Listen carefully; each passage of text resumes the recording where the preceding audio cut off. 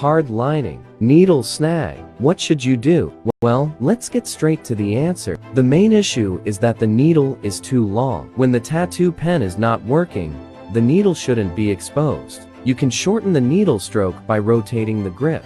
Adjust the needle to be flush with the needle tip. Do not turn on the tattoo pen while adjusting. Now, the line cutting becomes smooth and fluid. I hope this helps. Farewell.